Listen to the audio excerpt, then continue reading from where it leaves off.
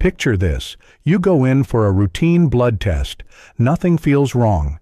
You feel fine. A little tired maybe, but who isn't? And then your doctor looks at the results and says 4 words you were not expecting. Your blood sugar is elevated. Maybe they use the word prediabetes. Maybe they hand you a pamphlet. Maybe they say, come back in 6 months and watch what you eat. And you walk out of that office with more questions than answers. What is actually happening inside my body? Is this serious? Can it be reversed? And why does it feel like everyone knows about cutting sugar, but nobody is talking about why the body stops responding to it in the first place? If that experience sounds familiar, this video is for you.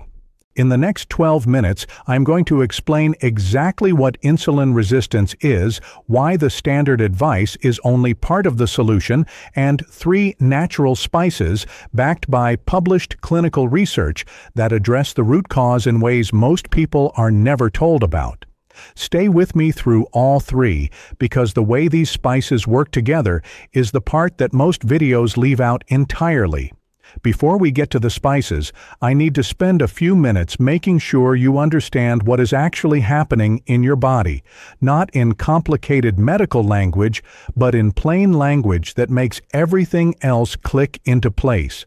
Every time you eat, whether it is a bowl of oatmeal, a piece of toast, or even a piece of fruit, your digestive system breaks that food down into glucose. That is simply the sugar your body uses for fuel, and that glucose enters your bloodstream. Now, your body has a system for dealing with this. Your pancreas releases a hormone called insulin. Think of insulin as a key, and the cells throughout your body, in your muscles, your organs, your tissues, have locks on them. Insulin's job is to travel through the blood, fit into those locks, and open the door so glucose can enter the cells and be converted into energy. When this system is working well, it is elegant. Blood sugar rises after a meal. Insulin is released. Glucose enters the cells. Blood sugar drops back to a healthy level. You feel energized, satisfied, even keeled. But here is what happens when things begin to go wrong. Over time, due to a combination of diet, inactivity, chronic stress, and low-grade inflammation, those locks on your cells start to become resistant. Insulin shows up with the key, but the door does not open properly. Your pancreas, trying to compensate, pumps out more and more insulin. And for a while, this works. Your blood sugar stays controlled, but only because your pancreas is working harder than it was designed to work. This state is called insulin resistance. And here is what makes it so important. Insulin resistance does not just affect your blood sugar. It creates a ripple effect throughout your body. Your liver begins storing more fat. Inflammation quietly rises in your tissues. Your blood vessels experience slow, cumulative damage. You feel tired and foggy after meals, not because you ate too much, but because your cells are not receiving energy efficiently. You crave sweets and carbohydrates more because your body keeps sending hunger signals, looking for glucose that is already present in the blood but cannot get where it needs to go. You may gain weight, particularly around your midsection. Your sleep may worsen, your focus may dip, and all of this traces back to the same source: insulin resistance. Now here is the part that most people are not told in that brief doctor's appointment. The primary driver of insulin resistance is not sugar itself. It is chronic, low-grade inflammation. Inflammation and insulin resistance feed each other. When your cells are bathed in inflammatory signals, those insulin receptors, those locks, become even less responsive. The more inflamed the cellular environment, the worse the insulin sensitivity. The worse the insulin sensitivity, the more metabolic disruption. The more metabolic disruption, the more inflammation. This is why simply cutting sugar, while genuinely helpful, is not enough for many people. If the underlying inflammation is not addressed, the body continues to struggle, even when diet improves. And this is exactly where the 3 spices we are about to discuss come in. They do not just touch the surface. They work at the level of inflammation, cellular insulin sensitivity, and glucose regulation, all at the same time. The first one surprises most people, not because of what it does, but because of how precisely it does it. Before we begin, a quick and important note. Everything I share with you is drawn from published research, and I will be specific about the evidence. That said, these spices are not a substitute for your doctor's care. If you are on medication for blood sugar, please do not adjust it on your own. What I am sharing today is meant to complement your medical care, not replace it. Many people find that with consistent lifestyle support and their doctor's guidance, their medication needs reduce over time. But that conversation belongs between you and your physician. Now, let us begin. Spice number 1, Ceylon Cinnamon. I want to start here because cinnamon has the most direct and specific research behind it for blood sugar control. And I want to explain it in a way that finally makes it make sense, because most people have heard cinnamon is good for blood sugar without ever truly understanding why. Let me take you back to those locks we talked about, the insulin receptors on your cells. Researchers studying certain plant compounds discovered something remarkable. A specific compound found in cinnamon can actually activate insulin receptors directly, not by perfectly mimicking insulin, but by independently triggering the same pathway. It essentially steps in and helps open the cell door, even when insulin signaling is sluggish. This means cinnamon is not just helping insulin do its job, it is doing part of the job itself. Beyond that, cinnamon has a second powerful mechanism. It slows the speed at which carbohydrates are digested. It inhibits certain digestive enzymes responsible for breaking starches into glucose. When that breakdown slows, glucose enters the bloodstream gradually rather than flooding in all at once. Instead of a sharp spike after a meal, you get a slower, gentler rise that the body can manage much more comfortably. Research published in the Journal of Medicinal Food showed that consistent cinnamon use produced reductions in fasting blood glucose of between 10 and 29%. For someone in the prediabetes range, a reduction of that magnitude can move them out of that category entirely. Now, here is something I need to make very clear, because it matters enormously. Not all cinnamon is the same. The cinnamon in most grocery stores, in baking mixes, most spice jars, and packaged foods is called cassia cinnamon. Cassia is cheap and widely available, but it contains significant levels of a compound called coumarin. In occasional small quantities, this is not a concern.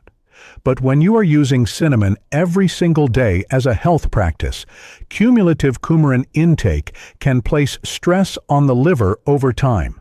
The cinnamon you want is called Ceylon cinnamon, sometimes labeled true cinnamon. It comes primarily from Sri Lanka. It has dramatically lower coumarin levels and is safe for daily consistent use. When you purchase cinnamon specifically for blood sugar support, look for the word Ceylon or Sri Lanka on the label. How much? Between half a teaspoon and 1 full teaspoon per day. Add it to your morning oatmeal or porridge. Stir it into yogurt. Add it to your coffee or tea. Blend it into a smoothie. The ways to incorporate it are almost endless. Ceylon cinnamon works at the cell door. The next spice works at something even deeper, the inflammation switch that controls whether that door opens at all. Spice number 2, turmeric, specifically with black pepper. If cinnamon is working at the level of the insulin receptor, turmeric is working at the level of the signaling system that controls whether those receptors function at all. The active compound in turmeric is called curcumin, and curcumin does something that has genuinely captured the attention of metabolic researchers. It blocks a specific signaling molecule in the body called NF-κB. Here is what NF-κB does. Think of it as a master switch for your body's inflammatory response. In a healthy body, this switch turns on when needed, when you have an infection, an injury, a genuine threat, and then turns off when the threat has passed. But in people with insulin resistance and prediabetes, this switch gets stuck in the on position. Chronic low-grade inflammation becomes the body's constant background state. And as long as that switch is on, the inflammatory environment makes it harder and harder for insulin receptors to function properly. Curcumin helps turn that switch off. Research published through the National Institutes of Health demonstrated that curcumin supplementation produced meaningful improvements in insulin sensitivity in people with insulin resistance. Their cells became more responsive. Their glucose processing improved. Not because something external was forcing it, but because the inflammatory environment that was blocking it was being reduced. There is a second benefit to curcumin that does not get nearly enough attention. It appears to protect the beta cells in your pancreas. These are the cells that produce insulin. In prediabetes, they are under enormous strain, working overtime, stressed by oxidative damage, beginning to deteriorate. Curcumin has demonstrated a protective effect on these cells, reducing the damage they sustain. This is not just treating a symptom. This is protecting the very organ responsible for producing the hormone you need. Now here is the critical detail that most people get completely wrong about turmeric. Curcumin is very poorly absorbed on its own. Your digestive system processes it quickly, and most of it never makes it into your bloodstream. But there is a solution that is simple, inexpensive, and completely natural: black pepper. Black pepper contains a compound called piperine, and piperine has been shown in research to increase the absorption of curcumin by up to 1,100%. That is not an exaggeration. A small pinch of black pepper with your turmeric transforms how much actually reaches your tissues. The practical dose is half a teaspoon of turmeric powder plus a small pinch of black pepper, every single time, without exception. Add it to soups, stews, scrambled eggs, rice dishes, or curries. Or enjoy it as a warm golden milk drink in the evening, turmeric and a pinch of black pepper stirred into warm milk. Calming, simple, and genuinely effective. Cinnamon works at the cell receptor. Turmeric clears the inflammatory environment around it. What the third spice does is different still. It works at the muscular level, the place in your body where the most glucose is consumed, and what it does there surprised researchers when they first measured it.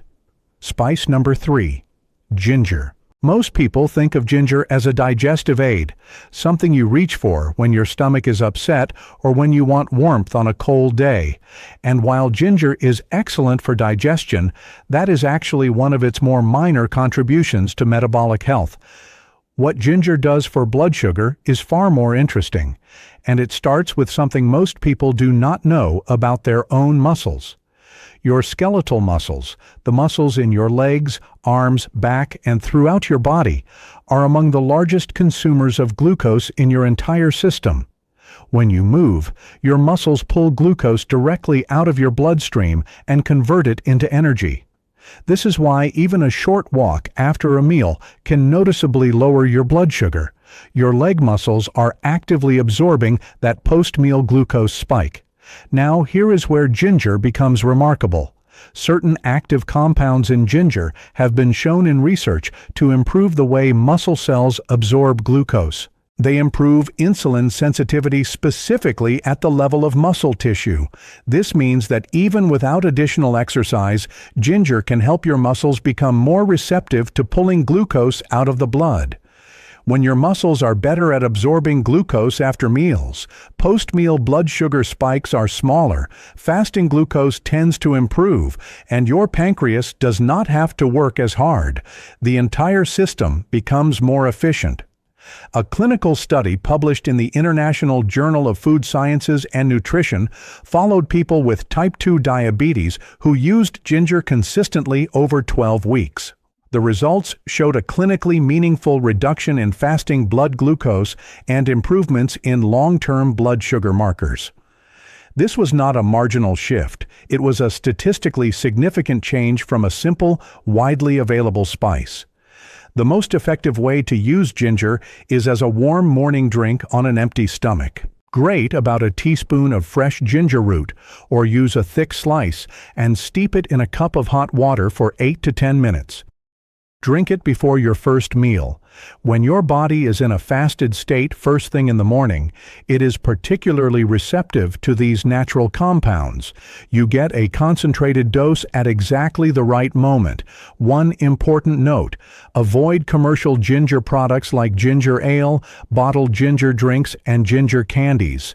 These typically contain very little actual ginger and very large amounts of sugar, which directly counteracts everything you are trying to accomplish. You want real ginger, fresh or dried, without added sweeteners. Now, let me put all three of these together into a routine you can actually follow. Because understanding the science is one thing, maintaining a daily habit is another.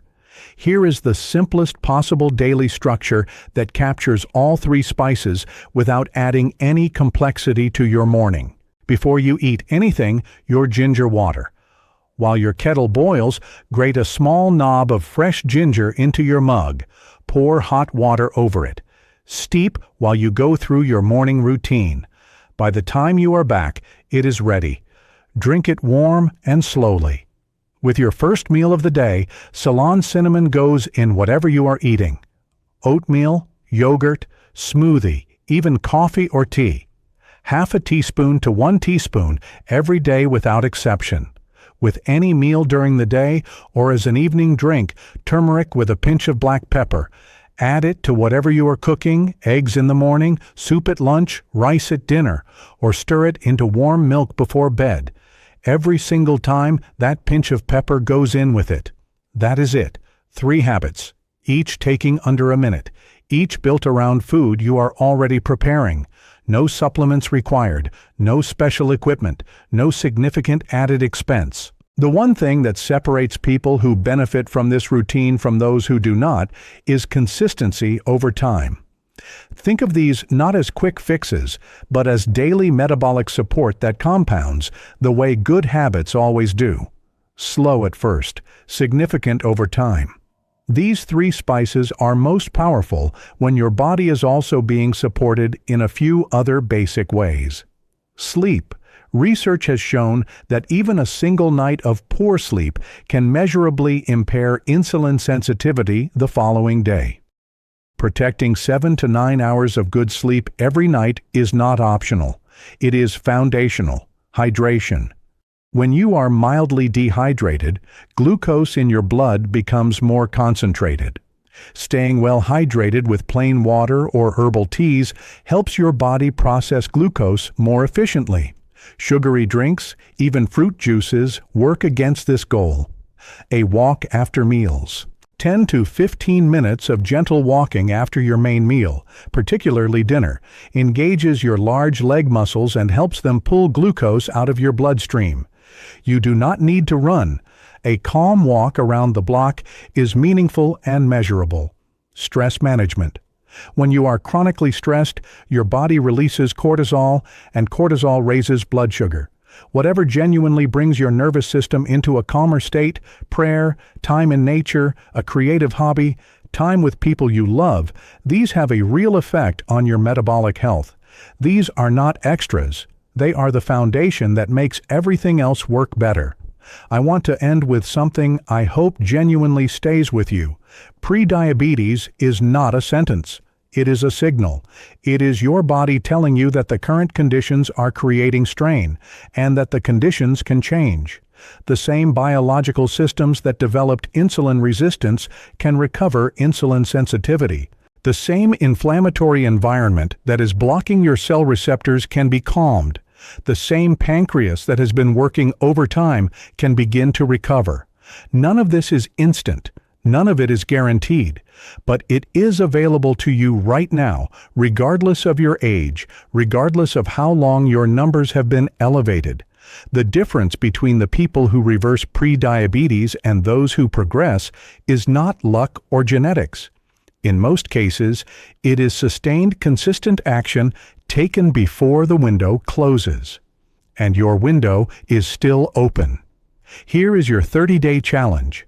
Starting today, morning ginger water, Ceylon cinnamon with your first meal, turmeric and black pepper with any meal, every day. Keep a simple note on your phone, just a few words, about your energy, your cravings, how you feel after meals. At the end of 30 days, your own body will give you the data. You are not broken. You are metabolically stressed. And stress, when the right support is given, is something the body knows how to recover from, to bring everything together. Prediabetes is driven primarily by insulin resistance caused and sustained by chronic inflammation, not simply by eating sugar. The 3 spices that address this at its root are Ceylon cinnamon, which improves insulin receptor sensitivity and slows glucose absorption; turmeric with black pepper, which reduces systemic inflammation and protects your pancreas; and ginger, which improves glucose uptake in muscle cells and helps reduce inflammation throughout the body. These work together, and they work best when sleep, hydration, gentle movement, and stress care are also part of your daily life. If this information was useful to you, I would be grateful if you subscribed. We cover topics like this regularly, practical evidence-based approaches to metabolic health and healthy aging, without exaggeration and without unnecessary alarm. If you are planning to take on the 30-day challenge, leave the word starting in the comments below. Check back in a month and let me know what changed. Take good care of yourself. Your body is working hard for you. The least we can do is work with it.